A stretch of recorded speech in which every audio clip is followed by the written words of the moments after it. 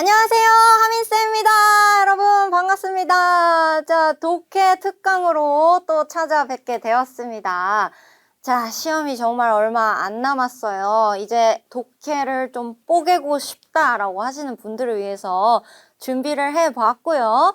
실제 기출들로만 준비를 해보았으니까 여러분들이 좀 실제 실전의 감각을 이제는 좀 익히셨으면 좋겠어요.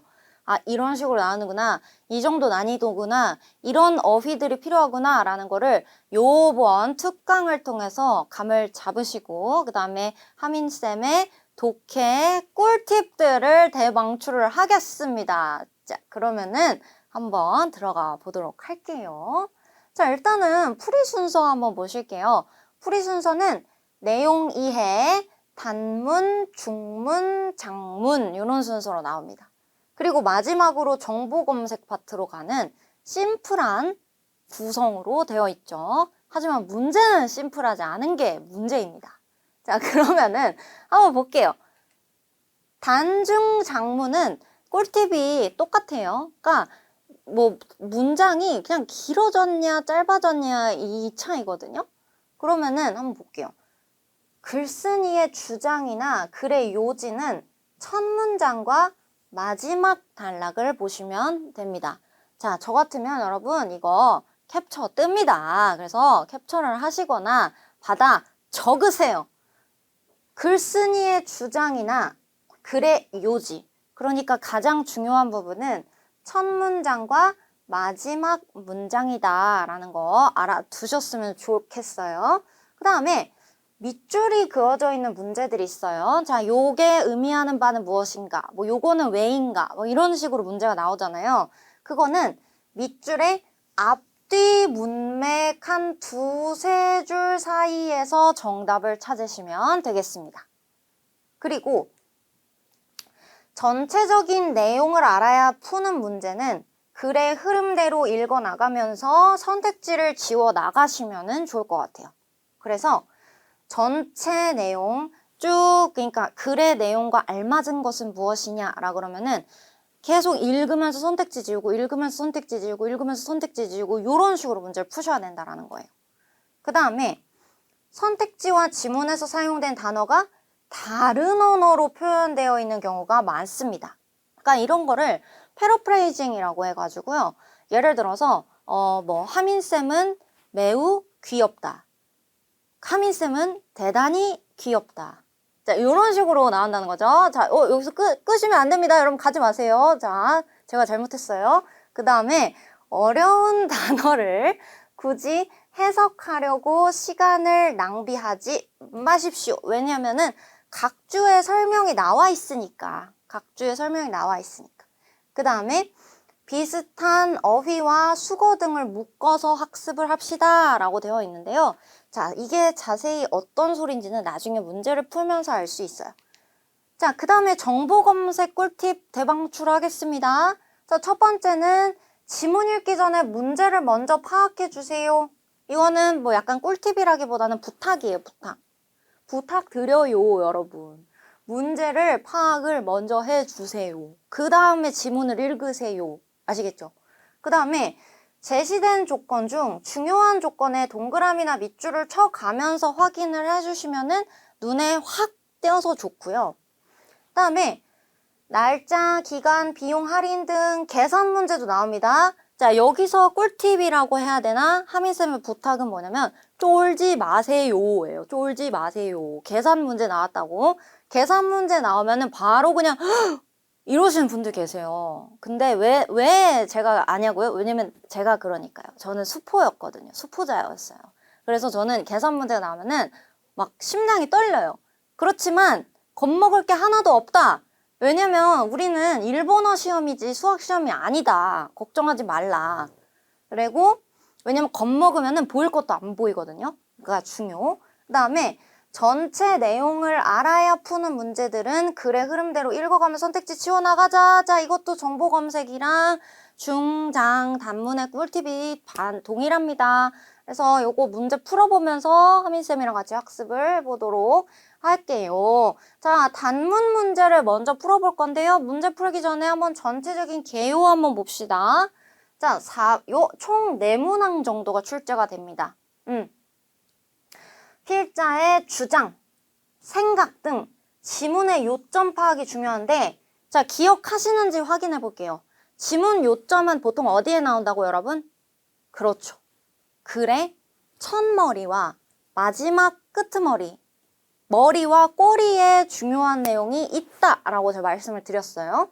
그 다음에 메일이나 팩스 같은 경우, 자, 이렇게 나눠가지고 한번 볼까요? 메일이나 팩스 같은 경우에는 첫 문장, 마지막 문장 인사말이 대부분이니까 어떻게 해요? 인사말이 대부분이니까 날려버리십시오. 안 읽어도 됩니다. 그 다음에 에세이의 경우는 제목이 있는 텍스트는 주제일 가능성이 높기 때문에 제목을 유의해서 봐주십시오, 여러분. 그 다음에 마지막 문단의 역접 접속사의 주의! 별표 200개! 자, 역접 접속사 나오면 하민쌤 맨날 하는 소리 있죠? 세모쳐! 세모쳐! 이러잖아요.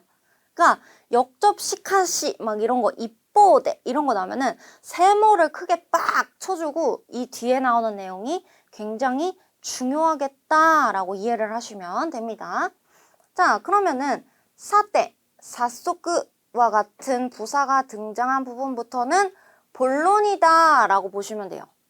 사때, 사소크 이런 거 나오면은 이제 본론 나오는 사인이구나 라고 이해를 하셔서 이 부사는 체크를 꼭 해두셨으면 좋겠고요. 그 다음에 시카시, 나까라, 소레데, 스마리, 스나와치 등 저자의 주장 파악에 힌트가 되기도 하니까요. 자, 다시 사때, 사소크 중요, 그 다음에 시카시, 나까라, 소레데, 스마리, 스나와치 요런 표현들은 접속사들은 주자의 주장 파악에 힌트가 된다. 그래서 N3는 사실 이 부사 이런 접속사만 잡아도 거의 다 해결이 됩니다. 그러면은 문제 한번 실제로 같이 풀어보면서 한번 볼게요. 자, 단문입니다. 기출입니다. 기출. 기출이니까 여러분 더더욱 신경을 바싹 곤두세우고 문제를 한번 보셔야겠죠? 자, 볼게요.先週 嬉しいことがあった. 그런데 이거 보기 전에 뭐부터 보라고요? 지문 보기 전에 하민쌤이 지금 또 실수를 할 뻔했죠? 여러분 막아주셔야 됩니다. 문제를 보셔야 돼요. 문제를 먼저 보시고, 자, 嬉しいこととあるがどのようなことか. 자, 嬉しいこと, 기쁜 일이라고 쓰여 있는데 어떤 일이 있었을까? 자, 여기서는 嬉しいこと, 자, 여기에 밑줄이 있습니다. 지난주에 기쁜 일이 있었다. 자, 시대인데 지점에서 어려운 문제가 발생하여 히로시마에 출장을 가게 되었다.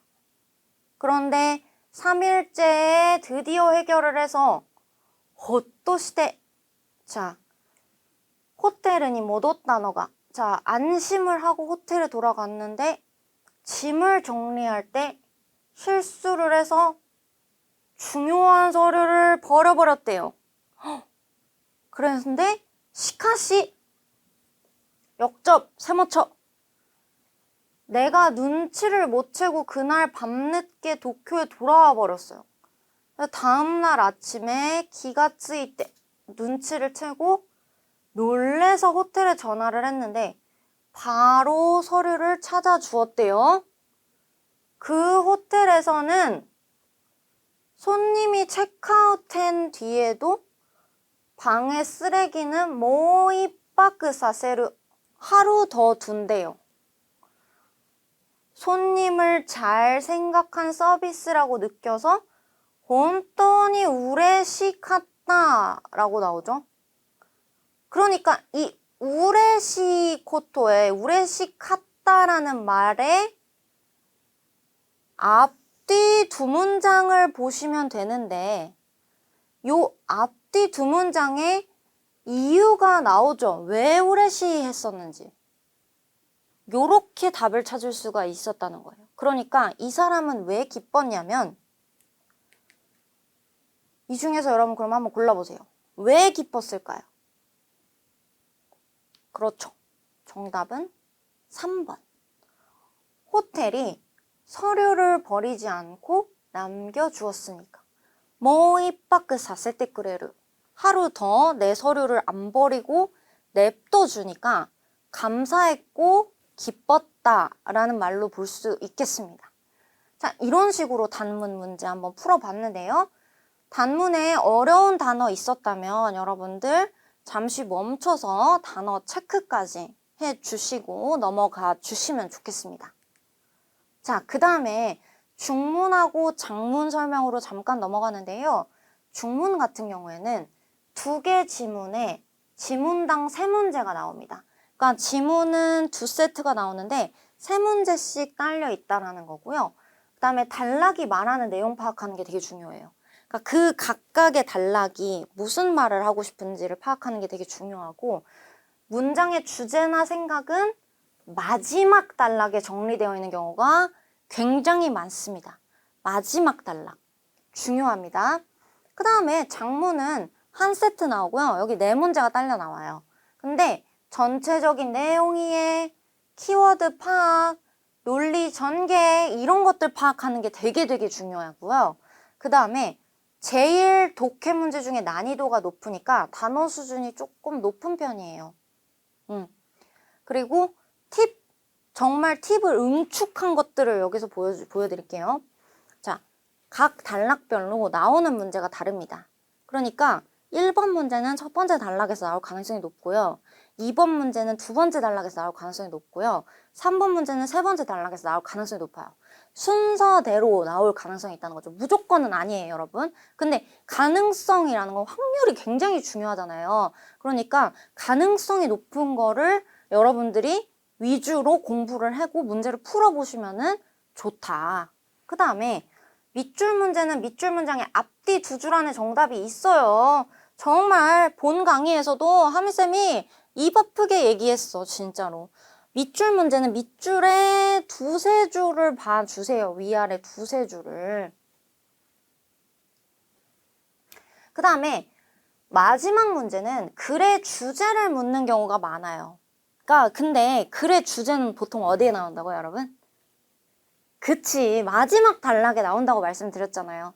그 다음에 N3에서는 지시어가 지칭하는 것이 무엇인지 묻는 문제가 자주 출제되는데요. 만약에 내가 지시어 파트 좀 더 공략을 제대로 하고 싶다라고 느낀다면은 그 언어지식 특강을 한번 다시 봐주세요. 언어지식 특강에서 제가 지시어 어떤 식으로 문제 나옵니다 라는 거 제가 다뤘거든요. 그거 한번 봐주시면 좋을 것 같아요. 자, 그러면은 이제 기출 문제를 가지고 중문 한번 풀어보도록 하겠습니다. 요 중문 같은 경우에는 요 정도 길이가 되는 지문에 3문제가 붙어서 나옵니다. 그러면은 중문 문제 보기 전에 항상 우리는 어떻게 해? 지문을 읽기 전에 문제를 먼저 확인한다 라고 되어 있었죠? 자, 그러면은 소레 또 아르가 난노 고토까. 그 다음에 懐かしい思い出とあるが、例えばどんな思い出だと言っているか。くだめ、この文章を書いた人は散歩の時に昔住んでいた家のことを思い出したのはなぜだと考えているか. 문제 아주 깁니다. 자, 그러면은 1번 문제 먼저 해결을 해보도록 하겠습니다.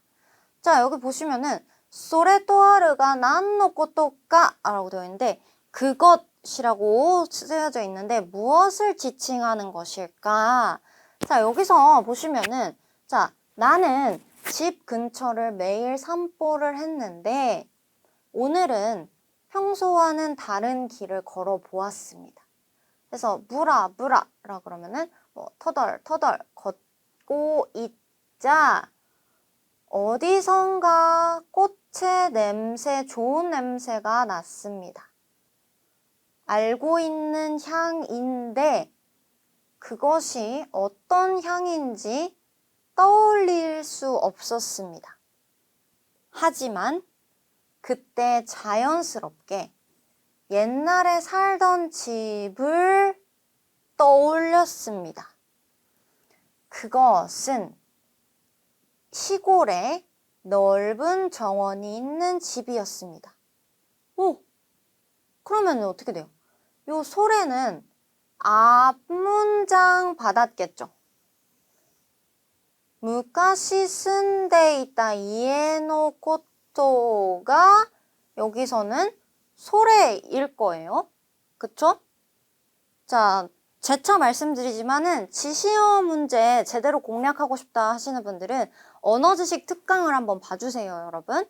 그 다음에 그럼 여기서 소래는 어떤 거? 정답은 자, 3번. 어릴 때 살던 집, 내가 살던 집 이렇게 골라보시면 되겠습니다. 자, 좋아요. 자, 순조롭게 풀리고 있습니다. 1번 문제는. 자, 2번 문제. 할아버지도 할머니도 같이 살았고 니기야까나 라 그러면은 아주 복작복작한 매일매일 하루하루였습니다. 옆집의 아키코짱이라는 여자아이와 집 뒤편에 있는 산에 가거나 가까운 강에 가거나 해서 자주 함께 놀았습니다. 나츠카시 오모이데 데스. 그리운 추억입니다.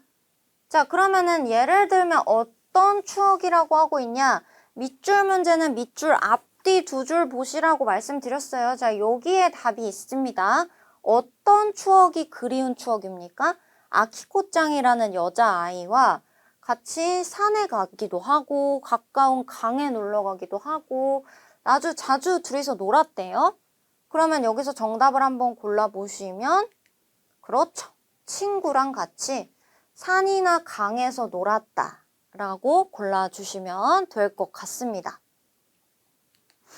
자, 그러면 마지막 문제를 보시는데요. 이 글을 쓴 사람은 산보할 때 옛날에 살던 집을 떠올린 거는 왜? 라고 생각하고 있는가? 이유 묻는 문제 나왔습니다. 이유 묻는 문제. 자, 왜 그때 옛날에 살던 집을 떠올렸는지 나는 신기했습니다. 집에 돌아와서 옛날 사진과 할아버지, 할머니의 사진을 보면서 한참 생각했습니다. 그리고 옛날에 살던 집 정원에는 봄이 되면 하얗고 작은 귀여운 꽃이 잔뜩 피던 걸 떠올렸습니다. 그 꽃은 오늘 길을 걸었을 때의 그 꽃과 같은 향이었습니다. 그러면은 가오리라는 단어 알아두셔야 되고요. 향기. 자, 이 꽃이 길을 갈 때 맡았던 꽃과 그때 맡은 그 꽃이 같은 향이었던 거죠. 그러면 여기서는 왜? 자, 정답은 1번. 옛날에 살던 집 정원에 핀 꽃과 같은 꽃 향기가 났기 때문. 요렇게 골라주시면 되겠습니다. 오, 좋아요. 자, 그러면은 이렇게 장문 마무리 해봤고요. 정보 검색 파트는 좀 몇 개만 팁을 드리고 문제 푸는 순서만 설명을 해드리고 마무리를 해보도록 할 텐데요. 자, 정보 검색 파트는 한 개 지문에 2문제가 출제가 됩니다. 그 다음에 읽는 목적에 따라서 여러분 필요한 부분만 찾아 읽으셔야 돼요. 다 읽고 있으면 안 돼요. 그리고 질문과 선택지 읽으신 다음에 필요한 정보 파악. 우리는 질문하고 선택지를 항상 먼저 보고 보아 버릇했어요.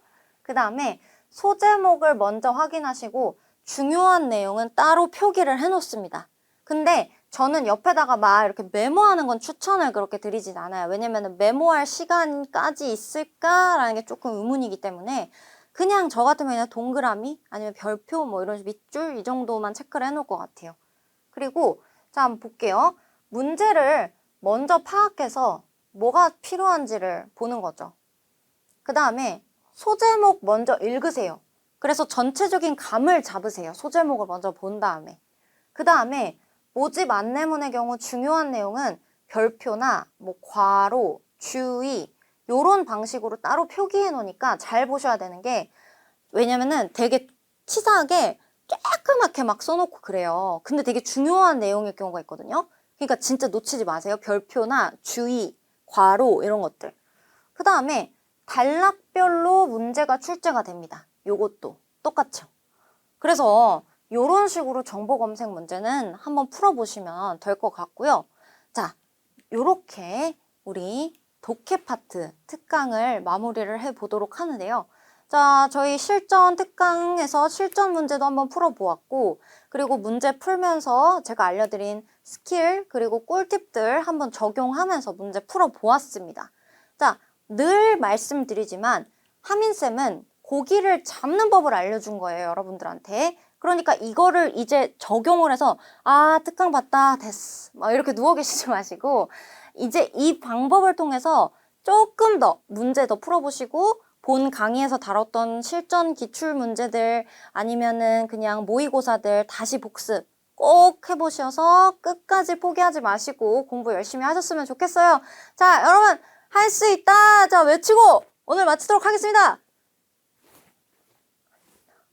할 수 있다. 할 수 있다. 자, 그러면 화민쌤 가볼게요. 안녕.